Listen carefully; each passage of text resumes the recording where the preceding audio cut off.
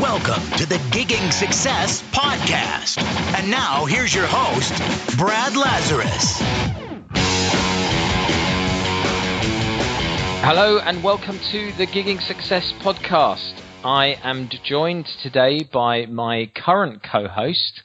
Not to say that you're going to be a formal one soon, Graham. It's all going quite well because people have fed back to me and they're really, really enjoying these podcasts where the two of us are just kind of talking about cover band and musician gig getting strategies. Yep. So I'm joined by Graham. How are you? Very good. How are you? Good, thank you. I'm good. So before we kind of kick off, we'll have a bit of a chat. But just so everybody knows that why they should stick around, we're going to go into the topic of how to get entertainment agents to get gigs for you. Now, this is something that a lot of the Gigging Success audience struggle with. Hear a lot about the issues related to getting entertainment agents to kind of notice you. There's people talking about a lack of traction with agents, agents taking you on but then hiding your brand, so the impact is gone. What are some of the other issues here? You know, people saying things like, we've emailed agents but they just say that will bear you in mind. Or we get interest from the agency but then get lost when they make the listings generic. There's an apathy from agents, and they only seem to phone us when they get stuck, that type of thing. So we'll kind of delve into various different areas on that. But in the meantime, Graham, been up to anything interesting in the world of cover bands, musician marketing? Oh, of course, yeah. I mean, there's never a dull moment over here for sure. Which I think you know. Yeah. I mean, just as a reminder to perhaps any new listeners, and of course, welcome to everybody tuning in today to this podcast. And if you're new, a very big warm welcome to Gigging Success. Just to give you another quick update and a brief background check on me, I run a cover band called Daft. Have done for, I think it's approaching 20 years now. And in the last half a decade or so, I've been working quite a lot within the general world of event and performance arranging for other bands, for other clients. And here we are today with my agency Class Live Bands and Entertainers. So my day-to-day world is generally filled with all things music, band, cover band, event-related stuff. And we spend a lot of time pretty much every day pushing forward both Daft as a band and also Class as an agency. So yeah, in amongst those general spheres, there is always a lot going on. And of course, we're reaching that time of year now where it's all about Christmas and New Year. So it's a really hot time for inquiries and a good time to be talking to clients and getting hopefully some confirmed bookings into the diary. So maybe we can talk a bit about that in some of the conversation we're going to have now. The fact that Christmas is one of the hottest time of years for bands. Absolutely. Good stuff. Okay, cool. And all right, so you're pretty much kind of head down really, kind of getting on and getting those diaries booked up, right? Yeah, I mean, that's our number one objective every single day. Yeah. Did I not see you in Glasgow on Facebook at U2 the other day? Yeah, you did. Yeah. Unfortunately, I was merely just a crowd member. Right. Yeah. But well, as opposed to you being in U2, was that the bit we were confused about? No support slots or anything like that. Right. It was a trip that I'd forgotten about. My father booked it with me, or for me actually, way back at the start of the year, and I'd forgotten about it, and I was only reminded 24 hours before we had to go. And I went to the concert, and I'm sure a number of listeners may have also been to the concert, because my Facebook feed has also been quite filled up with various friends that I didn't even realise may have liked U2 or gone to that kind of concert. But I've seen a lot of people have gone to it, and it was jaw-droppingly amazing. Right. What a concert. And you sometimes have to pinch yourself, because you realise, come what may, that despite all the technical support and effects that seriously professional acts will be using, they're still ultimately a 4-piece band without, backing tracks and huge levels of reliability on or reliance upon, faux sourced sounds. Just a 4-piece band out there in front of God knows how many thousand people, just entertaining and blasting them away with amazing tracks. Yeah, well, I always get the impression with U2, I have never seen them live. Obviously, I've seen video of them live. Is they never really kind of augment the number of personnel on the stage, but they make a big production of the show. Oh, it's incredible. I mean, Bono's quite a unique character in the music world and celebrity world. He's getting on a bit, and then he's got a long history there of campaigning and political agendas and so on. And I think we all know that now. But this particular tour is themed a lot around the Troubles in Ireland and the history that he has with the Troubles in Ireland and from when he was a kid. So they do manage to combine actually a very self-contained, like you say, there's not a horn section and a keyboard section and all the rest of it certainly visible on stage. It's just them with a story, with a theme, and some supporting tech to convey that theme and their various messages across to the audience that night. But never once does the standard of performance drop. And it doesn't really matter whether you're turning over billions of dollars a year or millions of dollars a year, or whether you're doing a few £100. The same concept applies. If you've got a theme, if you've got a message, if you've got some kind of structure to your performance that you can take out and use as a leverage piece for entertaining the customer and the client and the audience, I think you'll always succeed. It's a really good way of looking at putting a show like that together. It's more than just playing a few songs. They're good storytellers, aren't they? Absolutely. Yeah, very impressed with it. And I wasn't really a huge U2 fan, but of course you get there and you think, oh yeah, that's a good song. Oh, that's a good song. Yeah, I can imagine you have to be pretty cynical not to be, vaguely impressed. It was phenomenal. Really, really good. Really good. They finish it up in the next few weeks over in Ireland, but I'm sure they'll be out again in a couple of years and definitely worth catching before they hit retirement. Cool. Sounds good. Well, cool. I actually ended up, you've just reminded me, I wasn't going to mention it, but I was at a gig actually on Monday evening of all places in London at the O2 Academy in Islington. Oh, yeah. Seeing a band of 3 people making a lot of noise, which was also good. The Cadillac 3, which I'm a big fan of. They're like a country rock type. I'm quite a country fan. Yeah. But I'm a big rocker as well. I like into quite heavy metal type kind of rock. But they kind of mix country and rock really well. And they all look like, I love their look as well. You should just Google them, the Cadillac 3. And they all look like Jesus wearing a trucker hat. Yeah, are they American? Yeah, they're from Nashville, Tennessee. Hey. So, for me, as a romantic image for all our US listeners, they're, us people in deepest, darkest UK, we think everything is amazing in places like Nashville, Tennessee. I'm sure the reality is quite different, but when people like the Cadillac 3 look the way they look, they just look too cool for school. I'm looking at them now. So. They are pretty authentic. If I didn't know anything about them, you showed me the picture, I would have guessed some kind of Texan country kind of act there. Yeah, they've got that. But the lead singer, Jaron, he's a big songwriter in Nashville, and I believe he's written quite a few country hits for some of the big names. Yeah. But it was brilliant. They just got so much charisma, and it's not hot. I mean, they sold out.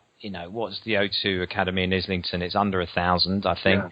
They sold it out, and it was just it's a shame it was a Monday night. It would have been good to have it on a Thursday, Friday, or Saturday night. Really, So that was good. Oh. So that was very raw, stripped back, just the 3 of them doing their thing. So that was good.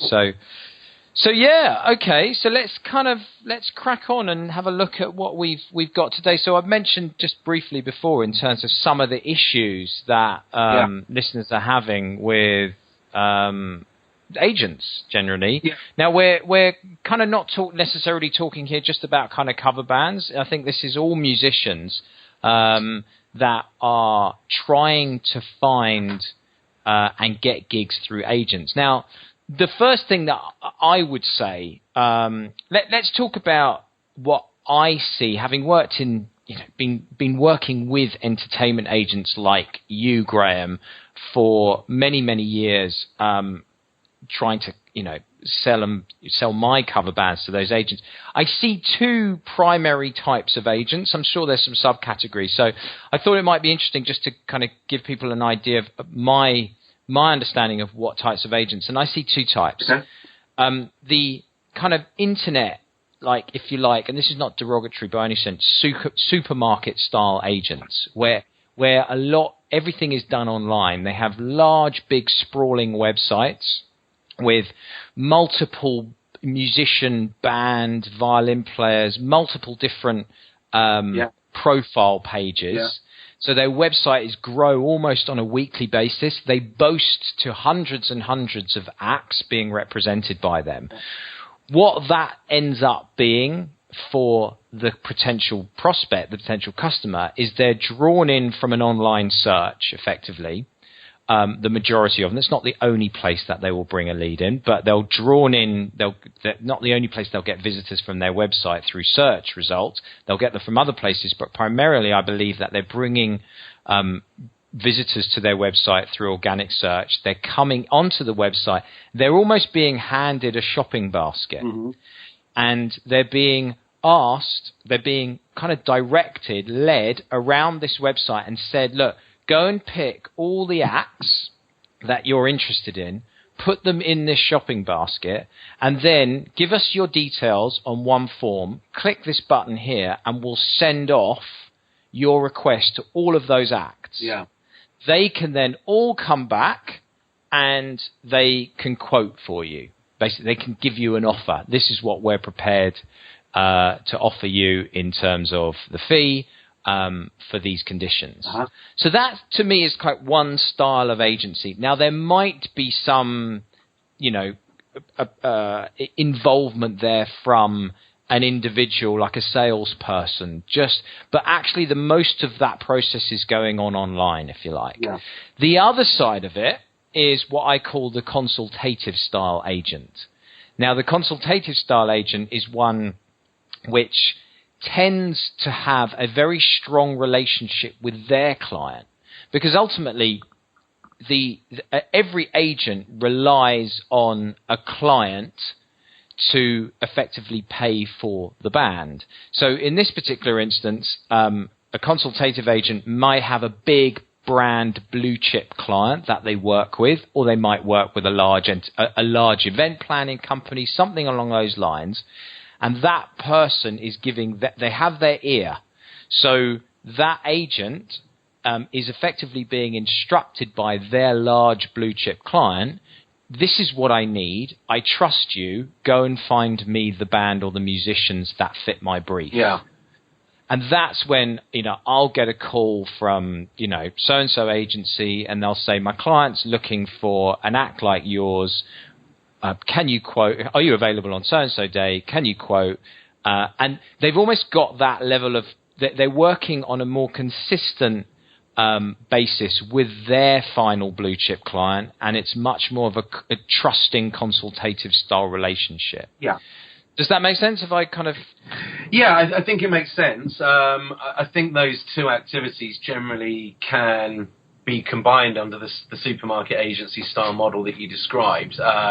You'll have that big shop front, but you'll also have a client base that you regularly service and work with and offer a different style of interaction and relationship with. The nature of the internet these days, I mean, personally, I feel I've experienced a bit of a shift in buying trends and habits where customers make a lot more of their own decisions these days. I don't feel they rely upon the expertise of a single individual to get them to the right result as much as they may have done pre-internet.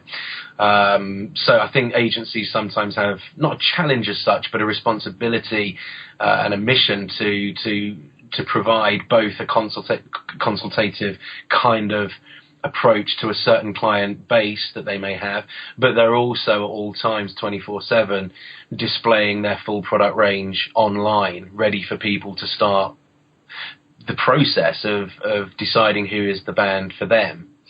So it's a bit of both. I mean, I think one of the big terminology differentiators between this kind of function in the past for me has been an agent versus a promoter. And a promoter's job, as much as it may be to get bums on seats or feet through the door in a certain type of event scenario, a promoter would also have a much greater capacity to decide himself who shall be on the bill, who shall be put into this gig, who shall be placed for it, and he can make the decisions based on the reasons that he's got for making that decision.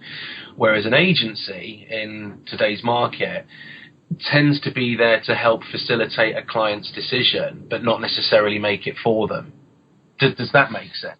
Say that again. That was a great point. Yeah. Well, we're here to help facilitate a client's decision. So we can offer them profiles, we can offer them videos and MP3s, and we can offer them descriptions and repertoires, and we can offer them testimonials and personal experience with that act. But I don't feel that we're in the strongest position to tell the client who they should be having.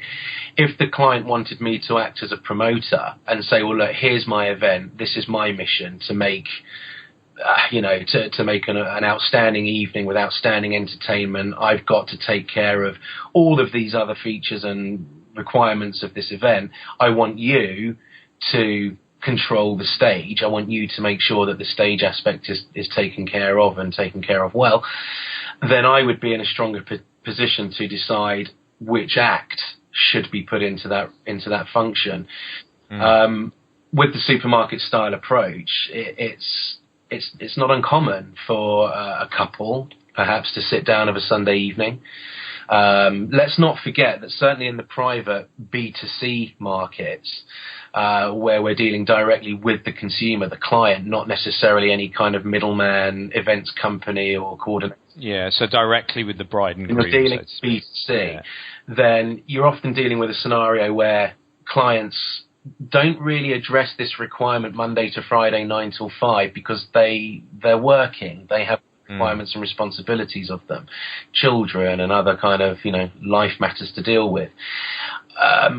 Sunday evening, quiet times of a weekend tend to be a good time where somebody can jump online, start taking a look around, start looking at some videos, which, we've talked about this before, and I don't think there's anybody out there that doesn't appreciate now just how important videos are. Because I don't think a lot of the time people are always reading every single word we write about an act. They watch the video and they decide within a few seconds whether this is the kind of act for them, and they then make the decision as to which act they would like to inquire about and ultimately book. That's different to perhaps a day and an age or a scenario that could still be in play today, but it's different to a scenario where you, as an agency, are asked to fulfill a requirement holistically, as in it's in your control. And this is one of the problems I experience with bands on our roster. There seems to be a sort of conception between some acts that it's up to us who gets a gig. And that's not the case. It's really not the case. And understanding that is very important, because if you appreciate that it's not necessarily the agency who make the final decision, what it comes down to is how you're representing yourselves and how you are helping us to represent you. Now, we've got a series of business functions that we carry out regularly in order to promote acts, to market them. We spend money on advertising and promotion in order to generate leads. But what we can't always do, from a selection of 5 acts that the client might have, we can't always decide who gets the gig. And some bands, I think, feel that is the decision we make. So, I like the supermarket analogy in many respects, because you've got all the different aisles, all the different types and genres of acts, different sizes, different types of music, different locations, different price points. All the different aisles represent those different types of bands and acts on the shelf. But like you do when you walk around a supermarket, you look at a shelf, you take in what's on it, and you make a decision as to which item you're going to pick off of that shelf. based on the process of elimination factor that you've been through in your own mind, you may ask a shop assistant for some help. You may ask them, which is better of these two products, or which is, why is this one £2 and this one is only £1? And they may be able to give you some really good information to support the decision you make, but they will not make that decision for you. And that's the difference. For me, that's the difference between an agency operating in 2015's market to perhaps how an agency would have been operating in a pre-2000 market. And bands that come from that pre-2000 market may be more familiar with that slightly more dated way of working. I mean, I think that is the same process is happening even with the consultative style agent. What the consultative style agent is effectively doing is collecting the media and the marketing material from each of the acts that they believe represents the brief most closely, and they are then presenting it to their client. This might not be an automated process. They might be going in and doing a pitch to the client, in their office, for example, but the same process is going on. And as you rightly say, ultimately, it's down to the client in that situation as well, which act they want. So I suppose it begs the question, which we'll go on to, is what can you do to be the winner on that shortlist? Yeah, absolutely. I mean, there's a couple of points I'd immediately say. For us on a day-to-day basis, there are a couple of things that really assist us in helping bands get gigs. One is to help us help you, enable us as much as you can, give us the best videos you've got, give us the best demos you've got, give us any information about your act that could be USP. There might be something that you do with the same bunch of songs that everybody else plays, but there might be something that you do that could help sway a client, merely like the U2 thing we were just discussing, merely because it's a more constructed show, it's a more thought out show, it's executed in a way that appeals more to the client than the idea of a band just running through a set list. So there may be some USPs attached to your band. Give us that information that we can use. Like you're right, we do pitch to people, we do talk them through the acts, we give everybody a glowing review, and we try and help that client make a decision. So information to us is the ultimate power. The second thing that you can do when working with agencies to help you be successful with them, frankly, is to be as easy to work with as possible. And that encompasses a whole variety of different things. It's responsiveness, it's pricing, it's what you're willing to do for the client in unique circumstances. It's very rare that two gigs are exactly the same, and it's very rare that a gig requires nothing more than a few songs. There's arrival times to consider, there's setup times to consider, there's lots of waiting times to consider. There's lots of different factors involved in a booking. Anything that you can do to, again, help us give the client a great service is going to score very highly with an agency. We want to work with acts who are helping us to help them to help the client.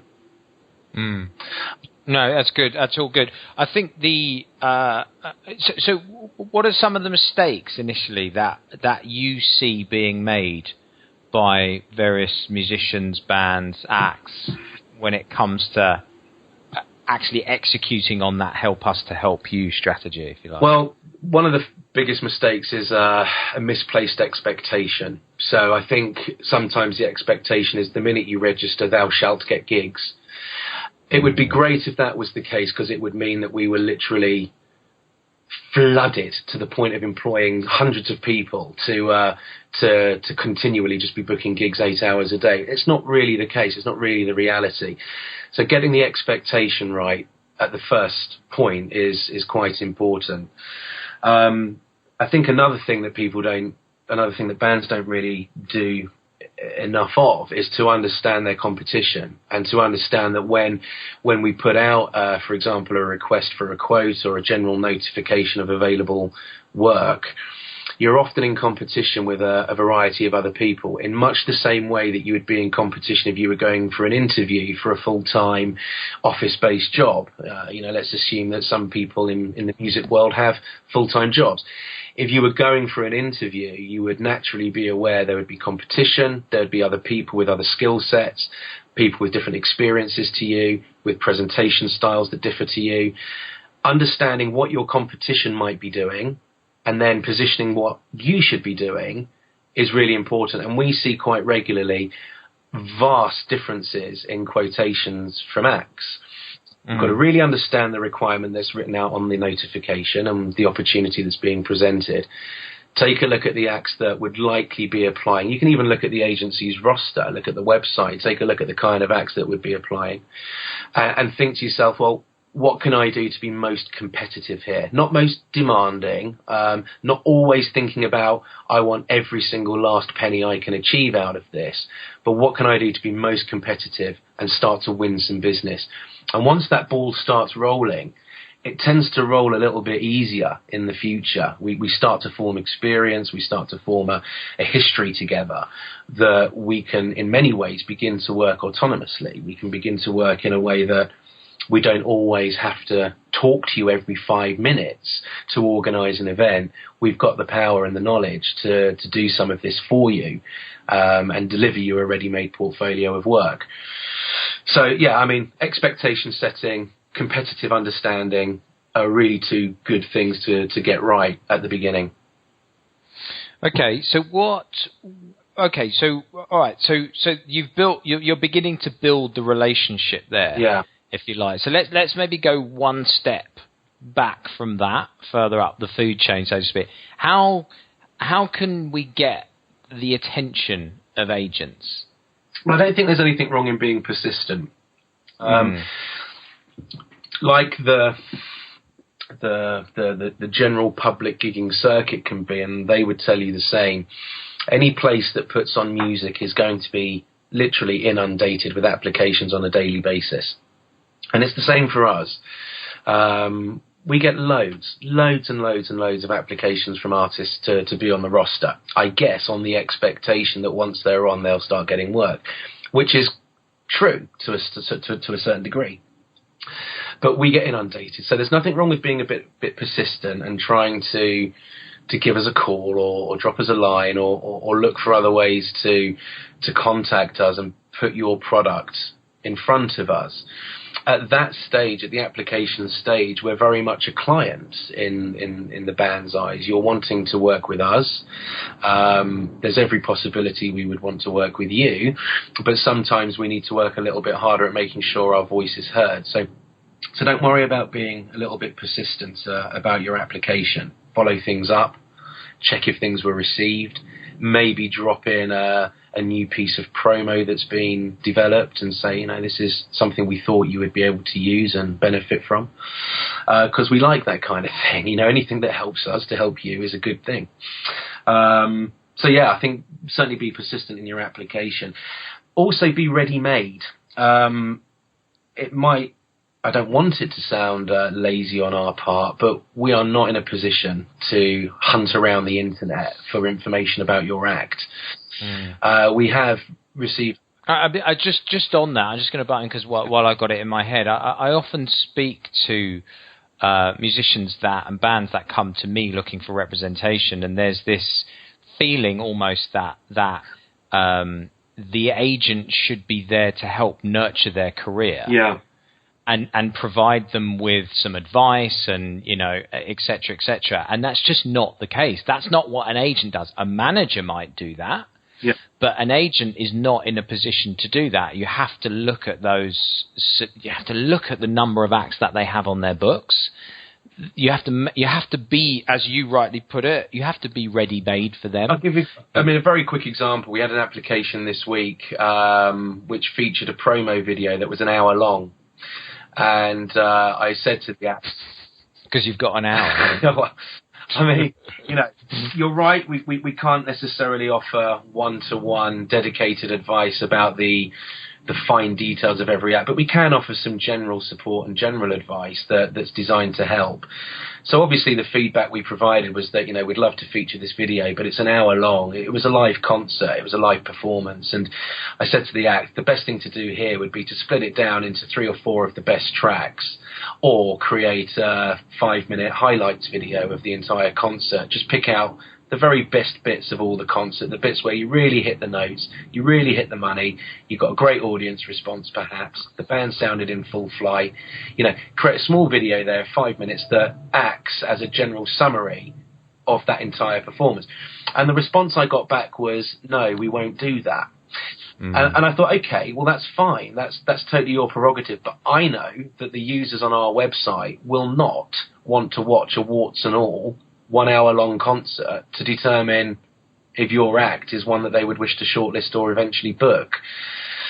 The reality is they won't even get to 4 minutes. Though, to be honest with you, a few seconds, I might scrub through the whole video. I'd take the same 20, 30 seconds to run through the whole video by clicking along the time bar, just to maybe jump into various points of the file. But if I don't see something by luck within those couple of clicks that tempts me, then it's just a complete wasted exercise. But the point being made here is that, I see this a lot as well on Facebook when people are applying for gigs or when they're responding to applications and things like this. They'll say, check us out on Facebook. We're called, the Three Guys. If you try and search for a band based on just the name alone, it's very likely that you won't find them. You just won't find them. Particularly on social media, your social media channels are in many ways customized to you. Algorithms behind your social media channel help determine which kind of search results you're looking for. You don't always find the act in question. So really what you need to have when you approach an agency is a ready-made package of your promotional material, which isn't difficult to do. It's not difficult in the slightest. It's a Dropbox folder. It's a zip file. It's something that you put on your own web server for people to download. Or it's simply a case of going through the application process on the agency's website, which is designed to ask you for the information that the agency requires. But that in itself is a filtering process. It is a filtering process. And the hurdle that form puts in the way is are you prepared to jump over that hurdle? If you're prepared to jump over that hurdle, that agent sees a level of commitment from you. Well, absolutely. And it gives a very good indication of what you're like to work with. It's a secondary function to that form, because you're right, it does act as a task to complete. But realistically, if we don't have the information that the form requests from you, then we don't have an opportunity to represent you. And it's not uncommon either for us to receive applications that have only been 60, 70% filled out. And that, I'm afraid to say, will almost immediately result in a complete discard of that application, because we're just not in a position to try and work out who you are, try and research you, try and find you, try and work out whether the act in question is one that's suitable for the roster, etc. You really need to give, again, like a standard job interview. You go with your CV, you go with the questions that you have, you go with the answers that you've prepared. You need to go to agencies and tell them, this is who I am, this is the material you need in order to help me, and the rest is hopefully a relationship management from that point forward. Okay. Great. Look, some really, really kind of good stuff there. I think we can talk about this for hours, so I think what I'm going to do is let's just break off here and we'll do a second parter on this one, because there's a whole bunch of other stuff which we can discuss in terms of how we can kind of continue to keep getting the attention of agents, because often they kind of, I find there'll be spurts of work and then it will go quiet for months on end and you're left there scratching your head wondering why. So we can look at ways of continuing to get their attention.